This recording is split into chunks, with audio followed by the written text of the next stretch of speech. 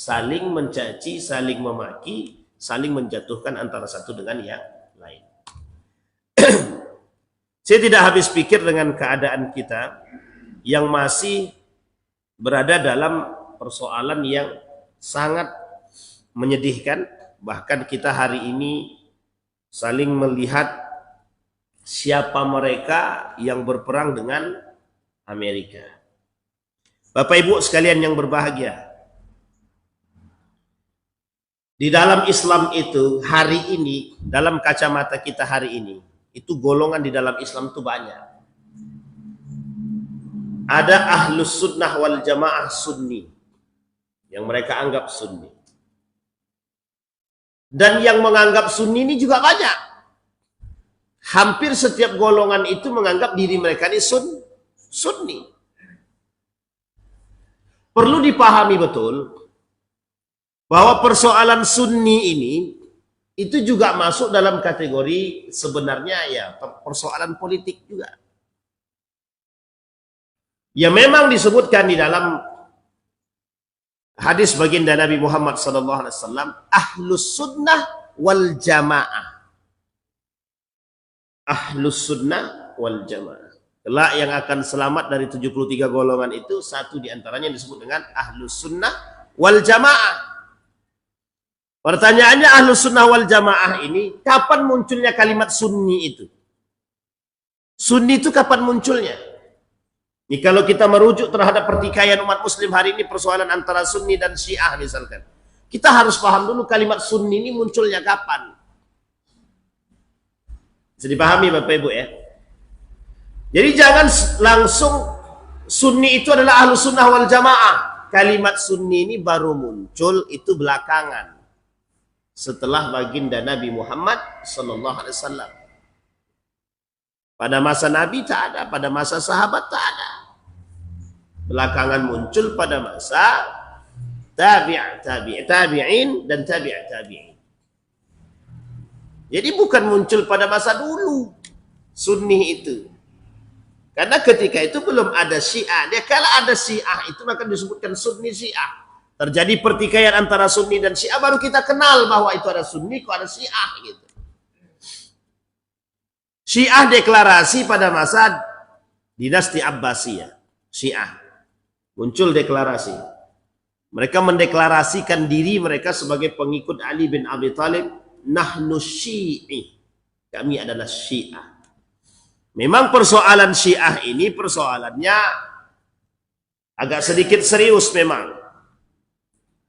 Tapi Bapak Ibu tidak bisa sebelum memahami sejarah tentang syiah itu, Bapak Ibu tidak bisa ujuk-ujuk langsung mengatakan bahwa syiah ini kafir, bahwa syiah ini begini-begini. Harus paham dulu sejarah.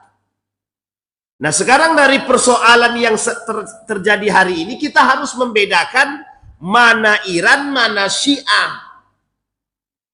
Ya Bapak Ibu ya.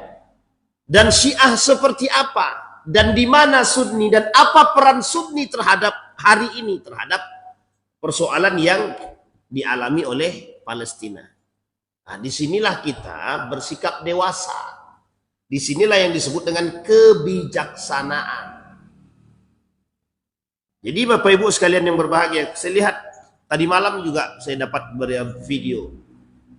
Salah seorang ustadz di Riau ini dengan gagah, dengan lantang mengatakan, apa pernah Iran itu bermesraan dengan Palestina? Apa pernah Syiah itu bertikai dengan Yahudi? Apa pernah Iran itu membantu Palestina? Wah, ini dari 1940-an. Dari 1948 itu Israel Raya. Israel muncul. Apa pernah Iran membantu? Ini poin penting. Bapak Ibu sekalian yang berbahagia. Perlu saya luruskan dulu. Kita luruskan sedikit. Ini sejarah soalnya, Pak. Ini persoalan sejarah. Dan nanti Bapak Ibu kita ambil secara sikap. Sejarah dulu baru sikap. Sehingga kita perlu membuka mata. Bukan hanya sekedar untuk mencaci dan memaki, untuk menjelekkan dan lebih. Ini kalau kita mau lihat sejarah. Dan ulama yang berbicara ini kebetulan dari Riau. Nah, ini pula. Dan kebetulan ulama ini juga termasuk salah seorang yang ahli di bidang hadis di Riau ini. Nah, berbicara tentang persoalan tersebut. Sebelum kita masuk ke situ Bapak Ibu, nanti kita lihat bagaimana Majelis Ulama Indonesia itu membagi Syiah itu ke berapa golongan.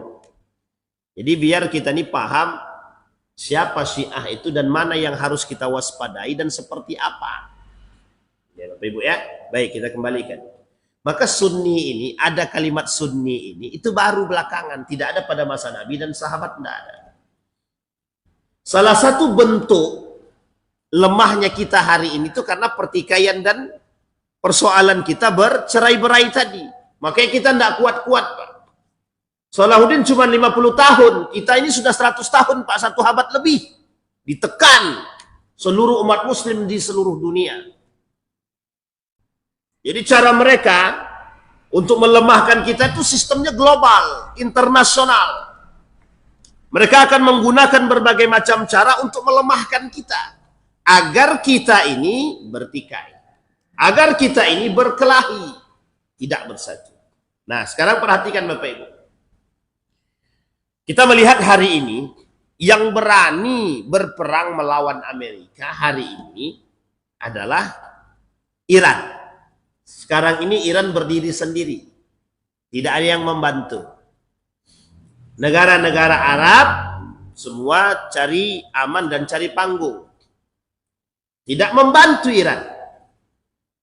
Bapak Ibu tahu targetnya Israel itu, targetnya Yahudi itu, targetnya Amerika itu. Amerika ini adalah negara bonekanya Yahudi. Jadi pahami ya? Jadi Amerika ini akan melakukan apapun yang diinginkan oleh Yahudi. Dan keinginan Yahudi adalah Israel untuk sebagai tangan untuk memperluas wilayah kekuasaan mereka sampai terbentuknya Yahudi, negara Yahudi. Saya ulangi lagi ya, Bapak Ibu ya. Yahudi punya keinginan. Keinginan Yahudi ini adalah membangun negara Yahudi. Nah, negara Yahudi ini itu dituliskan dalam lambang bendera mereka. Luasnya dari mana ke mana. Intinya adalah mulai dari Palestina Yerusalem ini sampai nanti ke Mesir. Yang diapit dengan dua laut Mediterania. Kemudian ada sungai Efrat di situ, ada sungai Nil. Bisa dipahami Bapak Ibu ya? Nah, di antara luasnya wilayah tersebut daripada laut tadi yang membentang dua laut atas bawah tadi, di tengah-tengah ini ada negara-negara. Satu di antaranya adalah Syam.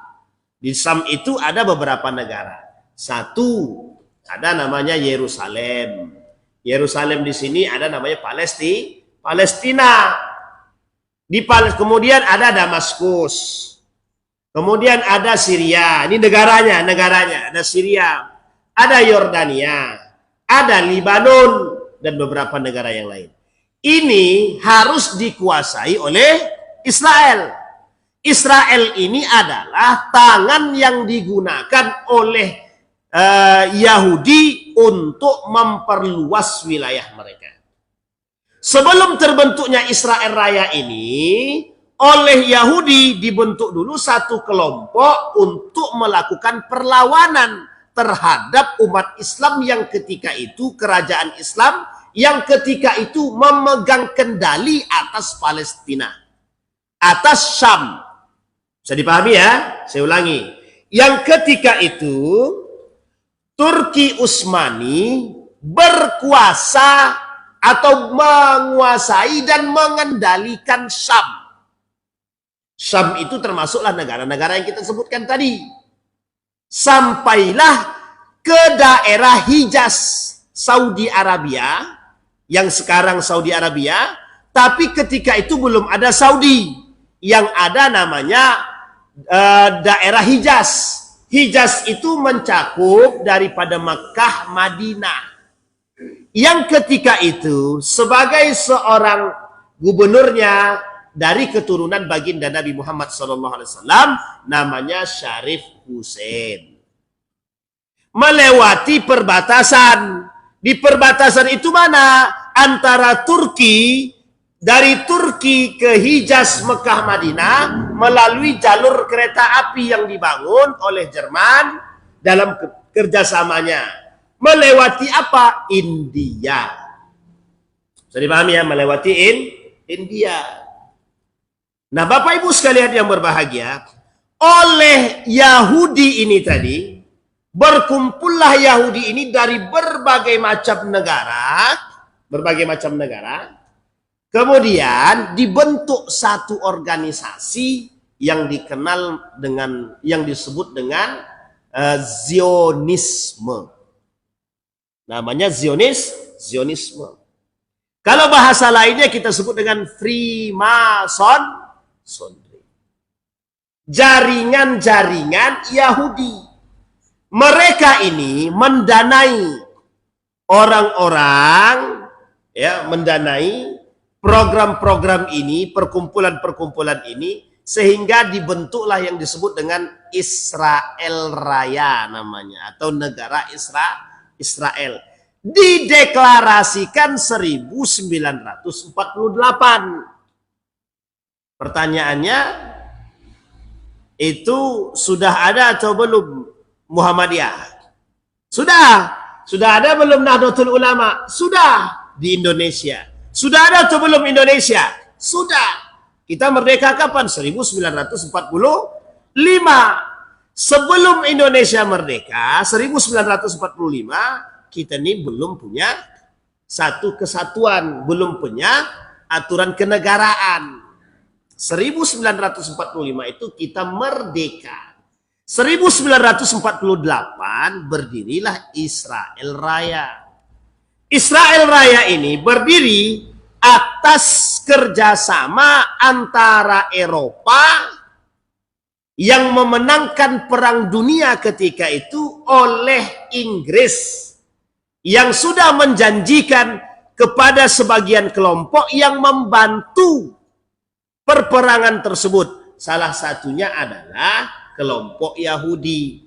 Dalam perjanjian itu diberikanlah sebidang tanah untuk orang-orang Israel. Orang-orang Yahudi ini diberikan jatah di Palestina, tempat untuk tinggal. Maka berbondong-bondonglah mereka dalam tahapan pertama setelah kemenangan Perang Dunia Pertama, dimenangkan oleh Inggris dan sekutunya melawan Turki Utsmani. Pindahlah mereka dari berbagai macam negara.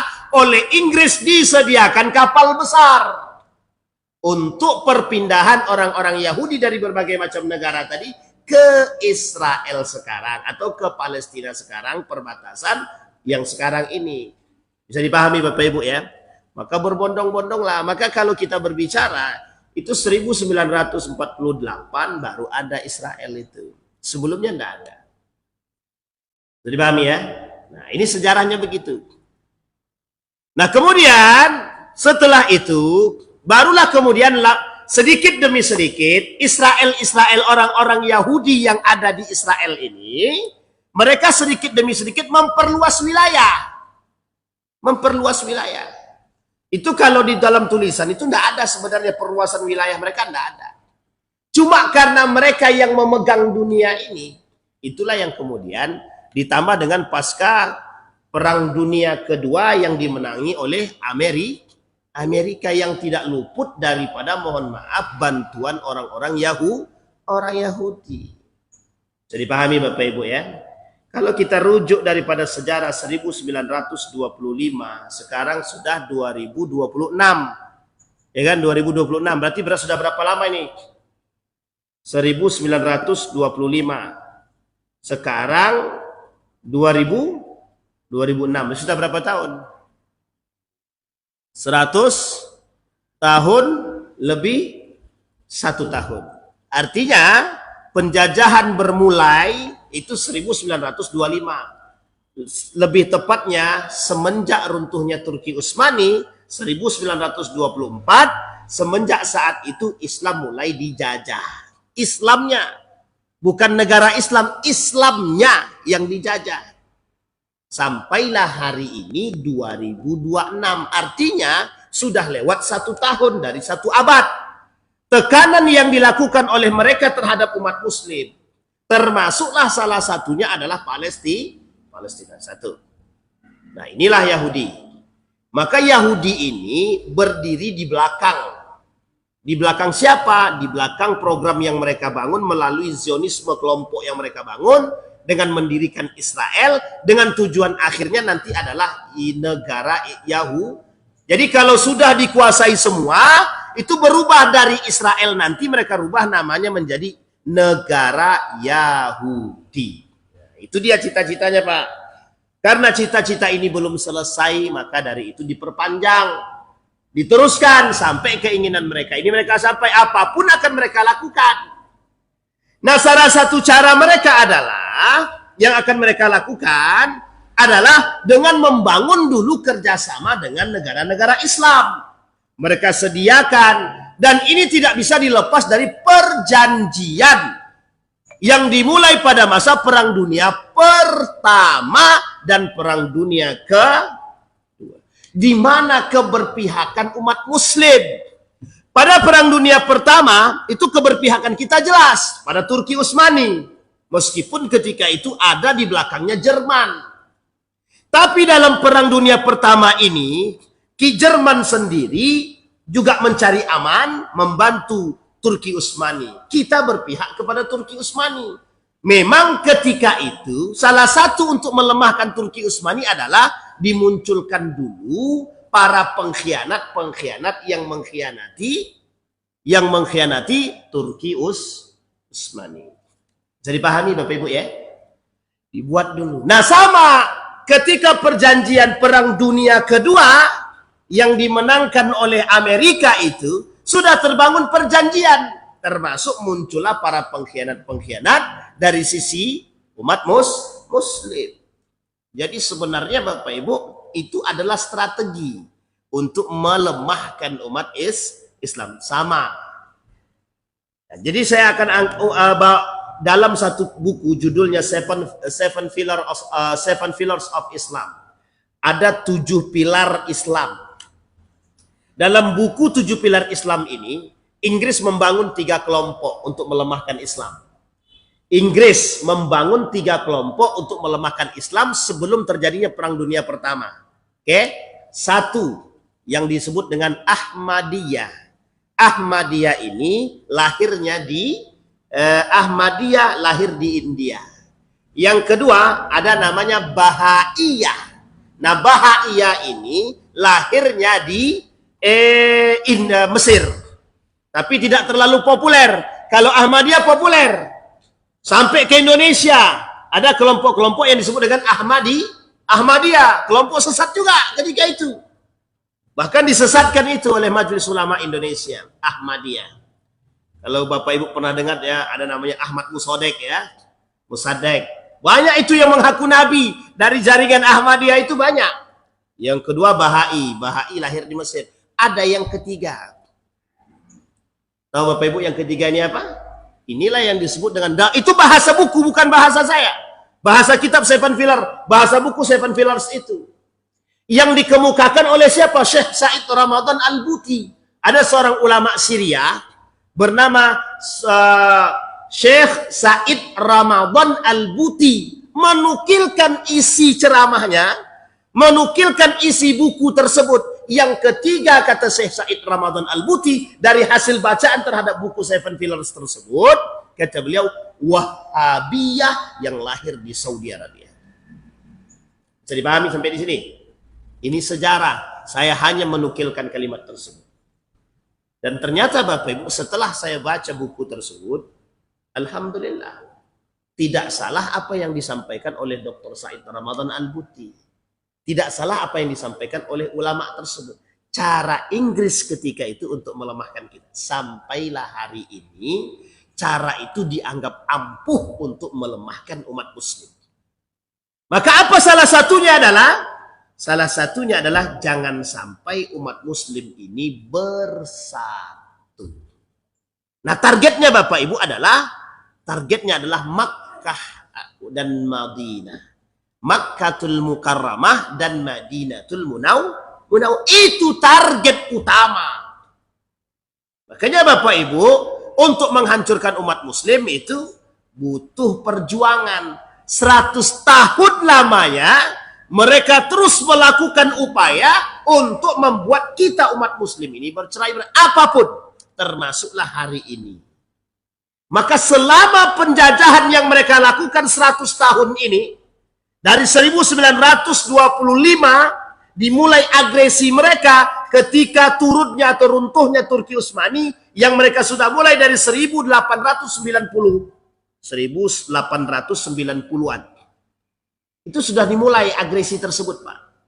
Oleh Theodor Herzl itu untuk menghancurkan kita, umat muslim ini. Melemahkan Turki Utsmani. Mereka melemahkan dengan cara apa? Berperangkah? Tidak. Memberikan beasiswa agar anak-anak yang berada di Turki ketika itu, termasuk yang berada dalam keluarga-keluarga kerajaan, untuk sekolah ke Eropa. Itu mereka berikan. Secara diam-diam setiap universitas-universitas memberikan beasiswa. Disekolahkanlah anak-anak raja ini, anak-anak kerajaan ini ke negara-negara Eropa. Yang pulang dari situ berubah pikiran, yang tadinya kuat dengan agama berubah menjadi sekuler. Nah puncaknya kapan? 1910 terjadilah demonstrasi besar-besaran. Sekitar segitulah 1910-an ke atas. Terjadi demonstrasi yang dilakukan oleh anak-anak muda yang ingin mengangkat tema, yang ingin mengangkat satu tagline dengan sekulerisme. Bahasa lainnya sekularisasi. Kita sudah capek dengan kerajaan. Kita sudah capek dengan sistem kerajaan dinasti. Harus kita rubah. Setiap orang harus dapat haknya. Nah, mereka lakukanlah ini di hadapan Sultan Abdul Hamid Turki Utsmani. Bayangkan berhasil apa tidak mereka menghasutnya dulu. Tapi ketika itu mereka tidak berhasil meruntuhkan, mengkudeta Sultan Abdul Hamid II. Hanya saja program yang mereka bangun sudah sampai sedemikian itu. Bahkan dalam demonstrasi itu Bapak Ibu, dalam catatan sejarah sudah ada susupan orang-orang Yahudi yang ingin membunuh Sultan Abdul Hamid melalui tembakan senjata. Bayangkan sampai sebegitunya mereka ingin membunuh Sultan Abdul Hamid. Yang ketika itu Sultan Abdul Hamid lah orang yang menolak Theodor Herzl untuk memberikan tanah kepada orang Yahudi agar mereka bisa menetap di Palestina. Bisa dipahami ya? Disinilah Bapak Ibu muncullah yang disebut dengan kelompok atau organisasi yang disebut dengan Zionisme. Zionis itu lahir setelah Theodor Herzl ditolak oleh Sultan Abdul Hamid. Nah sekarang Bapak Ibu, wajar kalau rakyat Palestina itu mengharapkan pertolongan umat muslim. Oleh Turki Utsmani, Palestina itu bukan milik orang Palestina. Masjidil Aqsa itu miliknya umat muslim. Jadi setiap umat muslim berkewajiban. Siapapun mereka. Kalau persoalannya adalah Palestina, persoalannya adalah Baitul Maqdis, kekuasaan, penguasaan atas Baitul Maqdis, setiap umat muslim wajib menjaga kiblat kita yang pertama itu. Masjidil Aqsa. Sampai di sini paham? Bisa dipahami ya Bapak Ibu? Baik. Itu satu sisi dari sisi Yahudi. Sekarang perhatikan dari sisi Iran terlebih dahulu. Kita jelasin Pak pelan-pelan ya, biar nampak bedanya. Iran ini bukan Syiah pada masanya. Iran ini namanya dulu Persia. Pernah ditaklukkan, satu-satunya kelompok yang bisa menaklukkan Persia ini dulu setelah mereka menang atas Babilonia adalah umat muslim. Yang dilakukan oleh siapa? Khalid ibn Walid dalam perang yang disebut dengan Zatus Salasil. Ada perang antar umat Muslim dengan Persia. Nanti ada perang antar umat Muslim dengan Romawi. Bisa dipahami ya? Yang dikenal dengan dua kekuatan besar, Bizantium Romawi dan Bizantium Imperium Persia. Jadi jangan salah, ini dalam dua kekuatan besar ketika itu, Pak. Umat Muslim itu masih kecil, tapi punya kekuatan mental yang besar. Mengapa? Karena kita bersatu. Diperkuatkan oleh apa? Iman ketika itu.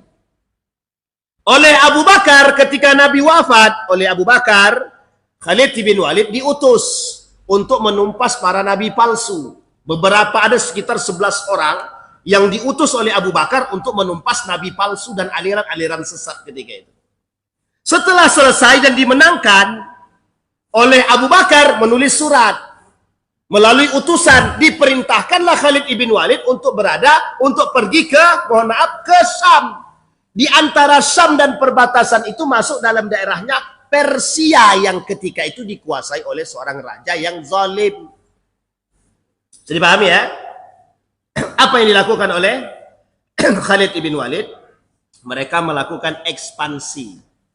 Melakukan perluasan wilayah. Dengan mengirim surat oleh Khalid ibn Walid, dikirimlah surat kepada Raja Persia ketika itu. Menyerahlah, tunduklah, serahkan diri. Dijawab sama Raja Persia, dianggap main-main. Kata Raja Persia, kok kalian melawan kami, kerajaan yang paling besar, yang paling berkuasa. Dua kerajaan yang berkuasa ketika itu, Romawi satu, satunya lagi Persia. Persia itu Iran sekarang. Sebelumnya belum jadi Iran, masih Persia. Majusi yang mereka sembah adalah api. Bisa dipahami Bapak Ibu ya, sampai di sini. Ini belum ada Sunni Syiahnya, belum ada. Belum ada Sunni Syiah. Di masa Abu Bakar diperintahkan Khalid bin Walid untuk menguasai Persia. Ada berapa perang untuk menguasai Persia? Sekitar 5 perperangan lebih. Termasuklah salah satunya nanti ada namanya Perang Qadisiyah. Jadi tidak sekali Pak perang Persia itu. Karena yang ditaklukkan itu Persia ini Bapak Ibu itu negara besar. Luas. Persia itu luas sangat. Maksudnya kekuasaannya. Sehingga untuk mengalahkan Persia ini harus menaklukkan kerajaan-kerajaan yang secara terpisah. Dihancurkan satu, dihancurkan dua, dihancurkan tiga. Pada akhirnya mereka melemah dan dikuasailah secara utuh Persia tersebut oleh umat Muslim. Bisa dipahami ya? Itu pada masa siapa? Abu Bakar Siddiq. Puncaknya di mana? Puncaknya adalah dari Persia sampai penaklukan Palestina Yerusalem. Syam kembali oleh siapa? Umar bin Al-Khattab pada masanya. Nah, ini perlu dipahami.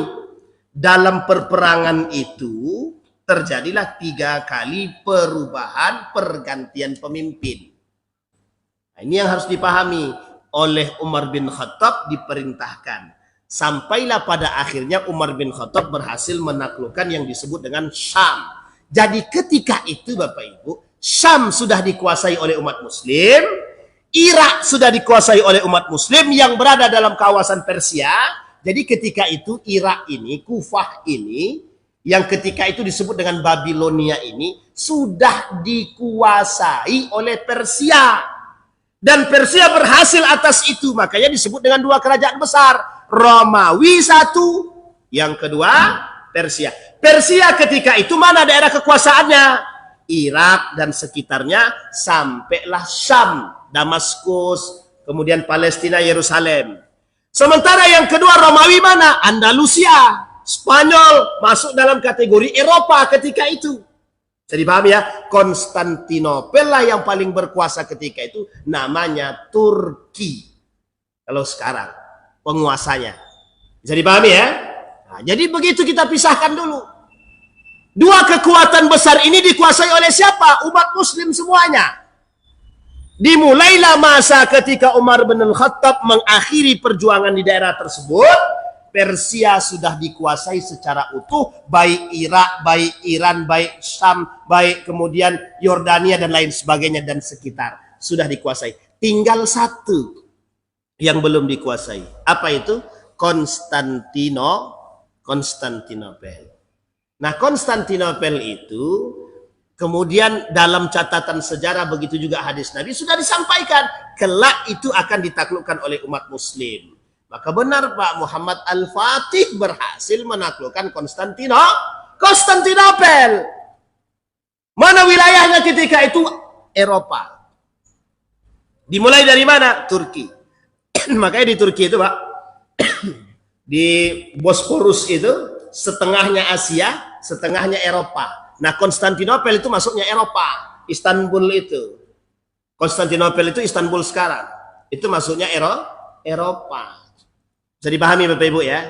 Maka ketika itulah Bapak Ibu turun-temurun, mulai dari Umar Abu Bakrin Siddiq sampai nanti pada akhir kepemimpinan yang disebut dengan Turki Utsmani.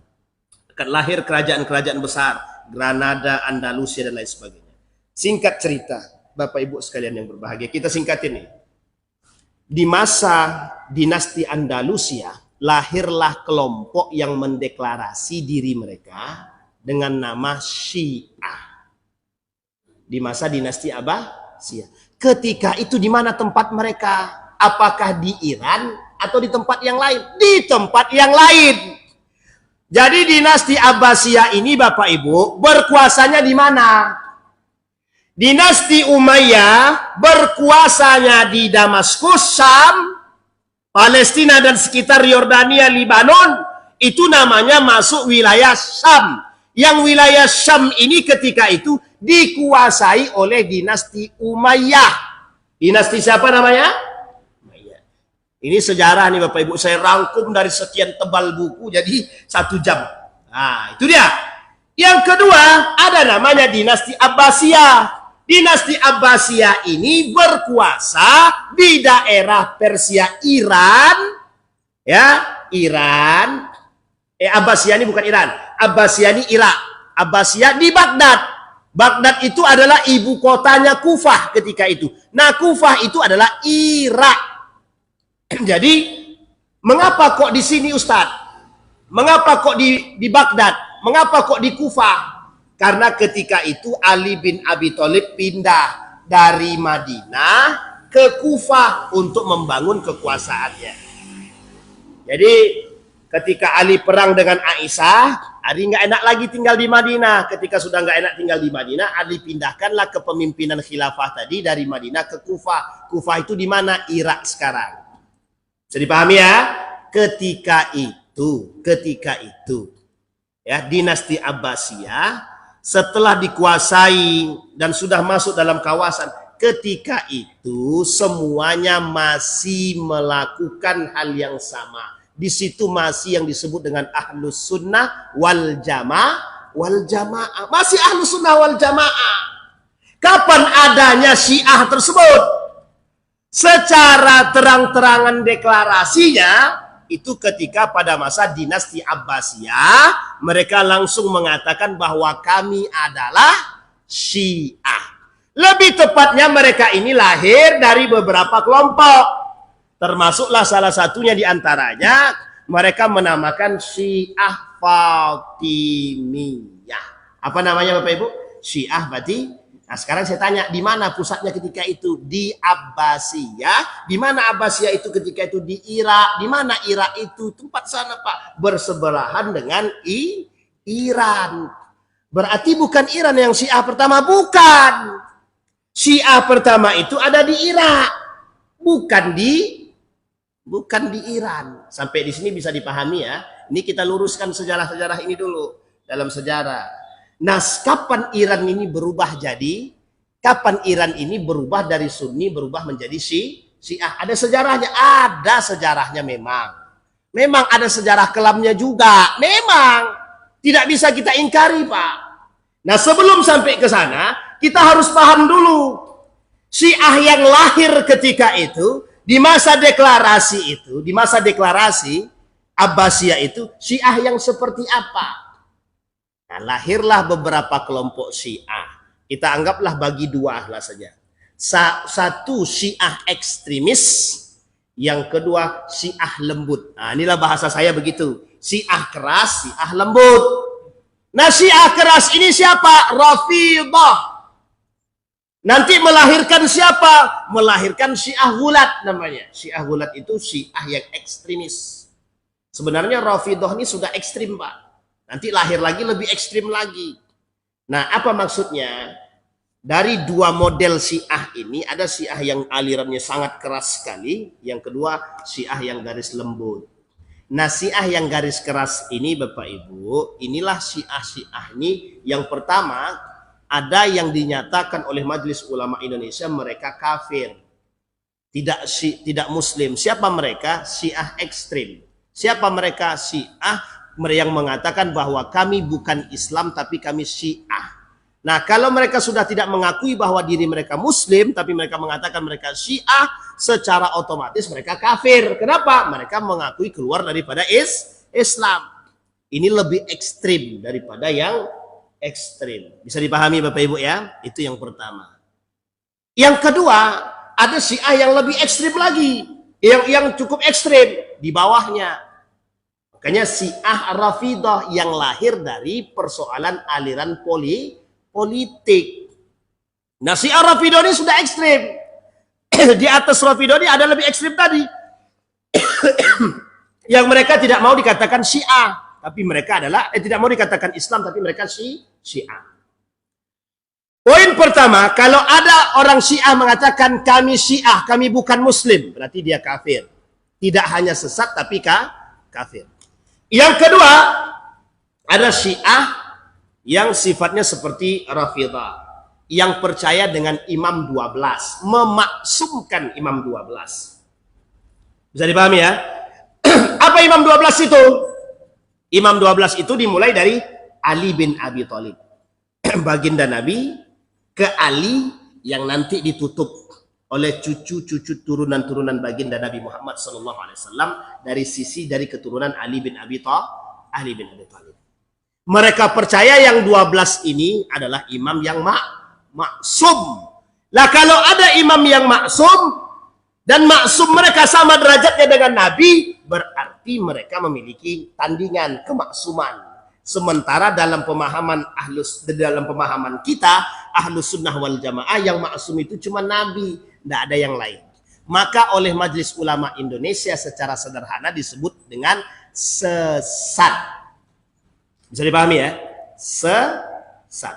Ada Syiah yang percaya terhadap Imam 12, yang derajat maksumnya sama dengan Nabi, berarti sesat. Bisa dipahami ya? Bahkan mereka punya Quran, yang Quran mereka itu tidak dimulai dari surat Al-Fatihah, tapi dimulai dari ayat pertama kali turun. Maka Ali itu punya Quran. Qurannya Ali itu dimulai dari ayat pertama kali turun sampai ayat terakhir. Oleh kelompok ini dianggap itu yang lebih penting, yang lebih bagus. Bisa dipahami Bapak Ibu ya? Meskipun ini adalah aliran politik pada awalnya sebelum menjadi ideologi. Sampai di sini bisa dipahami? Yang ketiga, ada kelompok Syiah, ya, kelompok Syiah yang mengkafirkan sahabat. Yang mengkafirkan sahabat, yang mencela sahabat, yang mencela semuanya, mulai dari Siti Aisyah dicela karena berkelahi dengan Ali bin Abi Thalib, mencela Muawiyah, mencela Umar bin Al-Khattab, Abu Bakr Siddiq, Utsman bin Affan, dicela sama mereka, dicaci dan dimaki. Jadi pahami ya? Oleh Majelis Ulama Indonesia, ini masuk dalam kelompok aliran Syiah yang sesat. Apa namanya? Aliran Syiah yang sesat. Tapi tidak kafir. Tidak. Kenapa tidak kafir? Tuhan masih sama. Nabi sama. Al-Quran sama. Bisa dipahami Bapak Ibu ya? Pada sisi ini tidak dikafirkan oleh Majelis Ulama Indonesia. Pertanyaan saya muncul. Apakah Majelis Ulama Indonesia punya kapasitas untuk menentukan itu? Punya, karena dia Majelis Ulama Indonesia. Pasti mereka mencari tahu dan memahami dan membaca. Di MUI itu Pak, ada aliran orang-orang yang paham dengan aliran-aliran politik Islam, aliran-aliran akidah dan lain sebagainya, pasti ada. Yang dari situ pasti mereka memahami. Nah, yang Keempat, Bapak Ibu, ada namanya Syiah Zaidiyah. Apa itu Syiah Zaidiyah, Pak Ustadz? Inilah Syiah yang sifatnya moderat.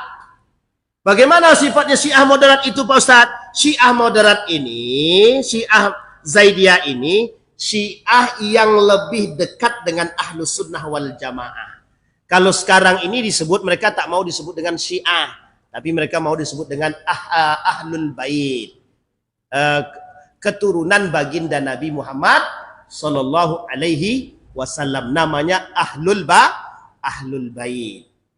Abi, kalau kita di sini namanya Abi, Ahlul Bait Indonesia namanya. Bisa dipahami ya Bapak Ibu ya? Mereka tidak mau disebut dengan Syiah karena menurut mereka ada konotasi-konotasi yang kurang sepadan, artinya kurang baik. Nah, mereka mengatakan mereka adalah pengikut bagian daripada keluarga baginda Nabi Muhammad SAW yang mereka sebut dengan Abi, Ahlul Bait Indonesia. Nah, dimanapun ada beberapa. Nah, tapi secara umum mereka ini disebut dengan Syiah Zaidiyah. Bisa dipahami Bapak Ibu ya? Nah, Syiah Zaidiyah ini Bapak Ibu tidak mencela para sahabat. Tidak mencela. Ini yang saya pahami dari kutipan-kutipan Majelis Ulama Indonesia dan beberapa literatur-literatur yang lain. Yang kedua, mereka tidak mempercayai tidak memaksumkan imam 12. Artinya mereka tidak memaksumkan imam yang 12, tidak mencela para sahabat. Artinya secara kesesatan yang dipandang oleh Majelis Ulama Indonesia sudah tidak berada pada diri mereka. Inilah yang disebut oleh sebagian kalangan sebagai Syiah yang moderat sampai hari ini. Bisa dipahami Bapak Ibu ya? Nah, jadi pahami dulu Syiah ini. Nah, sekarang kita lihat Bapak Ibu. Bagaimana cara kita melihat? Kita lihat dulu sekarang Iran itu kapan berubah dari Sunni jadi Syiah? Setelah terjadinya pengkhianatan yang dilakukan oleh sekelompok kerajaan Islam kecil yang berada di kawasan atau yang berada di dalam naungan Turki Utsmani. Berkhianatlah mereka. Kalahlah Turki Utsmani ini. Di satu sisi ketika terjadinya kekalahan itu, terbangunlah satu kerajaan kecil di daerah Iran ini. Namanya dinasti Safawiyah. Dinasti apa namanya? Safawiyah. Lahir dari kelompok Syiah Fatimiyah. Bisa dipahami ya Bapak Ibu ya? Syiah Fatimiyah. Di mana ketika itu? Di Iran. Di mana Bapak Ibu? Di Iran. Seketika dinasti Safawiyah ini berkuasa, arti berkuasa di sini. Jadi gini, di Iran itu ada kerajaan kecil Islam. Di Irak ada kerajaan kecil Islam. Di beberapa daerah ada kerajaan-kerajaan kecil yang oleh mereka ini sebagian mereka ada yang berkhianat kepada Turki Utsmani, tidak lagi masuk dalam Karasidenan, mengeluarkan diri daripada kerajaan Turki Utsmani. Tapi tetap Islam mereka, tetap Islam. Cuma mereka tidak mau bersatu. Ada alasan, ada. Apa alasannya? Kalau bahasa kita sekarang ini mereka pengen merdeka secara otonomi daerah.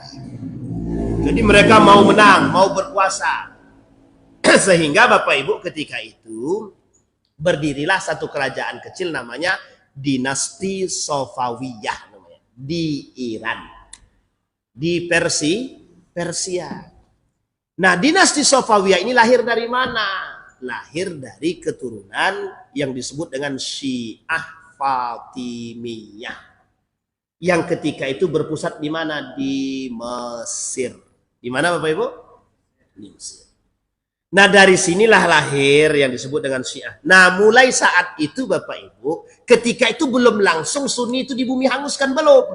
Tapi ketika kerajaan dinasti Safawiyah mulai berkuasa di Iran itu, di Persia itu, mulai berkuasa dia, disinilah kemudian Bapak Ibu, kelompok-kelompok Sunni mulai dikurangi,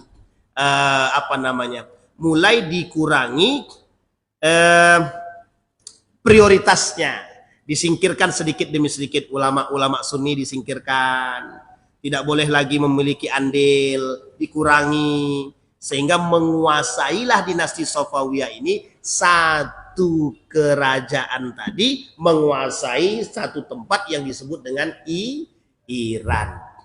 Pertanyaan muncul, apakah di Iran itu 100% Syiah? Tidak. Apakah ada Sunni di Iran? Ada, minoritas. Selain dari Sunni ada lagi nggak? Ada Nasrani, minoritas. Selain dari itu ada lagi nggak? Ada Yahudi, minoritas.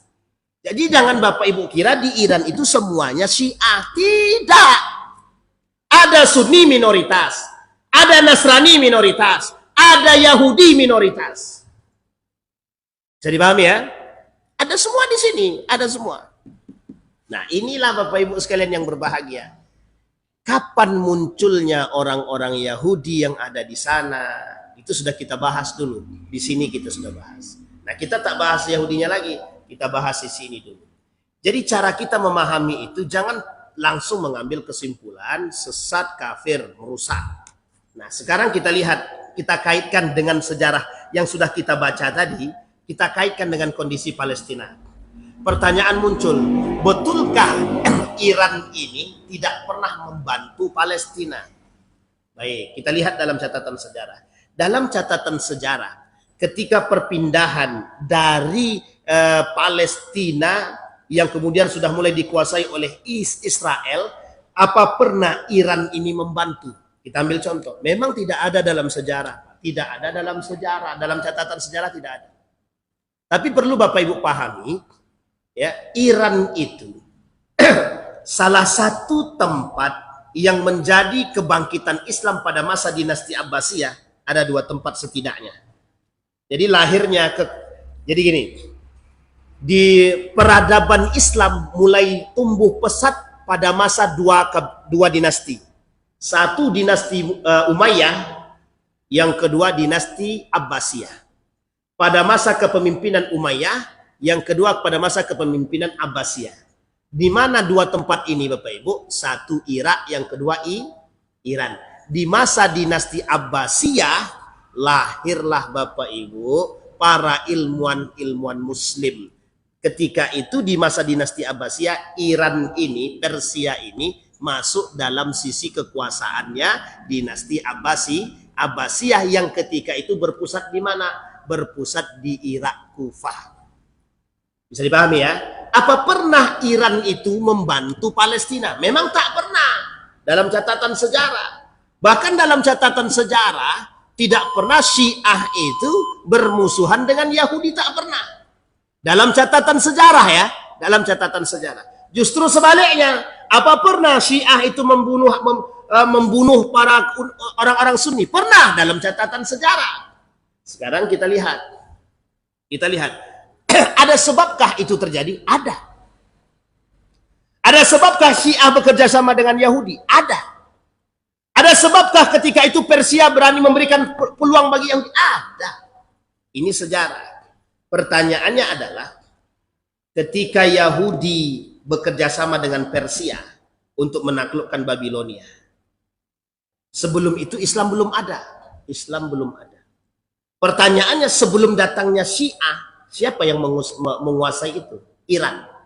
Ketika itu Iran punya kekuasaan? Enggak. Mana kekuasaannya? Kekuasaannya ada di Kufah, dinasti Abbasiyah. Pertanyaannya, apakah dinasti Abbasiyah ketika itu memberikan bantuan kepada Palestina? Memberikan bantuan. Jangan salah. Jadi ketika itu pada masa dinasti Abbasiyah, yang namanya Syam itu bagian daripada kekuasaan umat Muslim. Bisa dipahami Bapak Ibu ya? Jadi setelah Umar bin Khattab itu menaklukkan Syam itu, semua sudah masuk dalam ketika itu. Yang ketika itu apa yang mau dibantu oleh mereka? Orang umat Muslim semua dalam kekuasaan Islam. Sampai pada masanya ketika Israel mulai berkuasa atas Palestina. Kapan itu? 1948 yang mereka gelar sebagai Israel Raya. Sebelum itu 1925 memang sudah pindah. Sudah mulai berpindah Pak, sudah ada perjanjian yang diberikan oleh Inggris kepada orang-orang Yahudi untuk melakukan perpindahan massal dari negara-negara mereka yang ada di Eropa untuk pindah ke ke Palestina. Sampai di sini bisa dipahami Bapak Ibu. Yang ketika itu memang tidak ada bantuan yang diberikan. Bapak Ibu paham kenapa Iran tidak memberikan bantuan dalam segala. Mereka dalam kondisi yang terikat, terisolir, terblok. Kalau bahasanya begitu, diblok. Mereka nggak bisa ngapa-ngapain. Tapi apakah mereka lantang? Lantang. Sangat lantang sekali. Jadi jangan salah posisi Iran itu. Nah, apakah Iran itu sekarang Syiah? Benar, Syiah mayoritas. Pertanyaannya apakah kita tahu Syiahnya seperti apa? Bisa dipahami Bapak Ibu ya. Nah, ini kemudian yang harus kita luruskan dulu. Nah, sekarang Bapak Ibu kita memandang ada dua pilihan. Yang satu Yahudi. Nah, yang satu Yahudi. Israel, Amerika, Zionis. Musuh kita dengan nyata. Yang kedua Muslim. Memang dulu pernah memusuhi kita. Pernah memusuhi kita. Bisa dipahami. Terlepas daripada misi yang ingin mereka emban satu di antara mereka. Pertanyaannya adalah, di mana posisi kita yang tidak berani berbuat apa-apa? Di mana posisi kita yang tidak bisa berbuat apa-apa? Kalau kita mengatasnamakan Sunni, pertanyaannya apa yang bisa dibuat oleh Sunni hari ini? Seberani apa kita terhadap Amerika hari ini? Tidak ada. Hanya Syiah yang hari ini ditampakkan oleh dunia yang berani menentang Amerika. Satu Bapak Ibu, mengapa mereka tetap keras ingin berperang dengan Amerika? Mereka sudah capek di embargo oleh siapa? Amerika, PBB. Bisa dipahami? Yang kedua, wajarkah ketika Iran kemudian membumi hanguskan Amerika, Israel, Zionis? Wajar. Kenapa wajar? Dari dulu Amerika ini memang menginginkan Iran. Termasuk salah satu negara yang tidak bisa diatur. Dan Bapak Ibu tahu apa yang ada di Iran?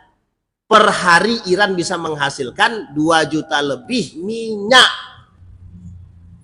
Yang secara kekuatan Iran punya itu. Oleh Amerika ingin menguasai itu. Kalau orang bilang bahwa hari ini adalah perang minyak, betul, perang minyak. Perang ekonomi, betul. Tapi satu sisi, Iran juga mengatakan ketika Palestina di bumi hanguskan dan lain sebagainya, mereka juga membantu untuk setidaknya Bapak Ibu, ketika Iran menghancurkan Israel, kekuatan Israel berkurang, kekuatan Amerika berkurang, kekuatan Yahudi berkurang. Artinya, secara tidak langsung, Iran hari ini membuka mata kemana lo orang-orang yang mengaku Sunni dan diam itu tak sanggup berbuat apapun. Kemana kalian? Terlepas daripada misi yang ingin mereka emban di belakang. Bisa dipahami Bapak Ibu? Nah, apa yang harus dilakukan oleh umat muslim? Harusnya umat muslim Sunni yang mengaku Sunni hari ini mengambil manfaat daripada pertikaian antara Iran dengan Amerika. Apa manfaatnya? Satu manfaatnya, bersatu. Yang kedua, memperkuat. Yang ketiga, mengatasnamakan Palestina. Bisa dipahami?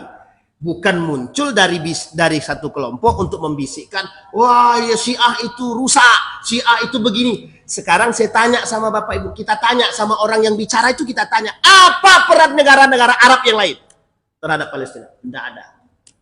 Justru mohon maaf, negara-negara Arab sekarang ini sedang asik dengan merpati-merpati mereka. Paham maksudnya Bapak Ibu? Sedang asik dengan duit-duit mereka. Mana negara-negara Arab itu? Bapak Ibu sebutkan Saudi Arabia. Saudi Arabia saja tunduk dengan Amerika. Bahrain, Qatar, Kuwait, apalagi Uni Emirat Arab, semua masuk dalam ketiaknya Amerika. Mesir, tidak bisa. Maka Iran mengatakan kepada kita hari ini, sekalipun kami dianggap orang yang tidak sejalan dengan Sunni, tapi kami bisa menunjukkan betapa kami lebih kuat daripada kalian. Sekarang pertanyaannya, sama seperti bahasa menelanjangi orang yang mengaku Sunni, mengaku Ahlus Sunnah wal Jamaah, tapi tak mampu berbuat apa-apa ketika saudara mereka yang di Palestina di bumi hanguskan. Kita bisa buat apa? Tidak bisa. Kita mohon maaf, ketika ditutup sama Irannya kita kalang kabut, Pak. Kalang kabut. Amerika yang kalang kabut, kita yang kena imbasnya. Kenapa? Ya karena kita sudah terlanjur membangun kerjasama. Bisa dipahami sampai di sini Bapak Ibu? Nah, jadi Bapak Ibu pahami dulu secara sejarah, kemudian kita pahami secara sikap. Sekarang sikapnya apa? Sekalipun Bapak Ibu tinggal pilih saja. Ini lebih jelas. Sekarang kan Bapak Ibu posisikan diri sebagai orang yang tidak mampu berbuat apa-apa. Tidak mampu berbuat apa-apa. Ada satu sisi Islam, tapi memang agak keras dengan kita. Yang kedua kafir, tapi jelas-jelas musuh kita. Sekarang saya tanya, Bapak Ibu pilih mana? Oh, kami berada di tengah-tengah, Pak Ustaz. Di tengah-tengah itu abu-abu. Itu lebih parah daripada munafik itu. Mohon maaf Bapak Ibu ya, yang berada di tengah-tengah itu. Kenapa tidak punya sikap? Sudah membantu tidak bisa, tapi mohon maaf, kalau Anda tidak mampu membantu, sebaiknya Anda diam. Kalau Anda justru mencaci, memaki orang-orang yang berperang, kalau saya mengatakan Anda lebih hina daripada mereka yang berperang. Bisa dipahami Bapak Ibu ya? Bisa dipahami? Itu poin penting. Jadi kalau Anda tidak sepakat dengan Iran karena kesyiahannya, berarti Anda termasuk yang tidak paham sejarah, kan begitu. Baik, karena memang hari ini didominasi Syiah itu dengan Iran. Yang kedua, apakah semua Iran di sana mencaci maki sahabat Nabi? Apakah semua semua Syiah yang di Iran hari ini itu Rafidah? Apakah semua Syiah yang di Iran itu adalah ekstremis yang memusuhi Islam secara kafah? Tidak. Bisa dipahami Bapak Ibu ya?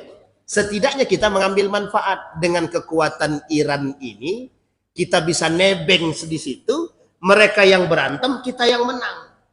Bisa dipahami maksud saya Bapak Ibu? Mereka yang berantem, siapa yang menang? Dengan kita datang, kita menang. Nah hari ini, itu yang terjadi. Jangan saling melemahkan, tapi saling memperkuat. Anggaplah mereka Tuhannya sama. Agama kita sama, Tuhan kita sama, Nabi kita sama, Quran kita sama. Kita satukan dari sisi itu, turunkan ego kita. Kenapa? Karena Anda tidak mampu berbuat. Karena mereka lebih mampu berbuat. Mana negara Islam yang kita katakan mampu berbuat hari ini? Nggak ada. Nah sekarang mulai ikut-ikutan, mulai ikut untuk membantu Turki. Turki sudah mulai membantu, sudah mulai ikut membantu. Turki itu punya catatan sejarah yang tidak bisa ditinggalkan. Negara kedua yang ingin ditaklukkan oleh Amerika setelah Iran adalah Turki. Kenapa? Basis Romawi itu di situ. Jadi jangan salah Bapak Ibu, kita perlu paham sejarah itu di situ. Makanya mohon maaf, kenapa rakyat Indonesia ini bodoh dengan sejarah agama? Ya karena memang, itu dipotong oleh lima terakhir tadi ya. Kita itu dibodohkan Pak, bukan bodoh, dibodohkan. Dijauhkan dari sejarah-sejarah begini. Makanya Bapak Ibu mungkin tidak pernah dengar perang salib dalam pengajian, belum pernah dengar mungkin tentang persoalan perperangan Qadisiyah dan lain sebagainya. Bagaimana? Itu motivasi semua. Tentang semangat jihad itu. Nah itu yang harus dikendorkan dari kita. Sehingga yang kita pentingkan adalah merpati. Jadi penting pula merpati daripada nyawa 70.000 di sana kan. Nah itu yang kita maksud Bapak Ibu. Jadi kesimpulannya Bapak Ibu sekalian berbahagia, saya tidak mengajak Anda untuk merubah kebijakan Anda sendiri semua, tapi bersikaplah sebagai seorang mukmin yang moderat hari ini. Anda lebih dewasa dalam memandang persoalan, pandanglah dengan iman dan ilmu. Sehingga kita akan temukan di mana titiknya. Tapi kalau kita berbicara dengan nafsu dan popularitas, selesai urusan Pak. Kita tidak punya apapun, kita tidak punya kekuatan, kita tidak punya ini. Akhirnya apa? Sampai kiamat pun kita akan lemah Pak. Tenang Ustadz, Allah akan janjikan kemenangan. Tidak mungkin ucuk-ucuk tiba-tiba itu lahir Salahuddin. Langsung lahir, langsung kuat dia. Tidak bisa Pak, ada proses. Anak kecil bisa tumbuh dewasa, ada proses. Makan dulu tahun, 2 tahun, 3 tahun, baru dia besar. Itu pun besar bukan jadi pejuang. Lah kalau kerjaannya makan mau jadi apa dia? Anak kecil yang dikasih makan dari kecil,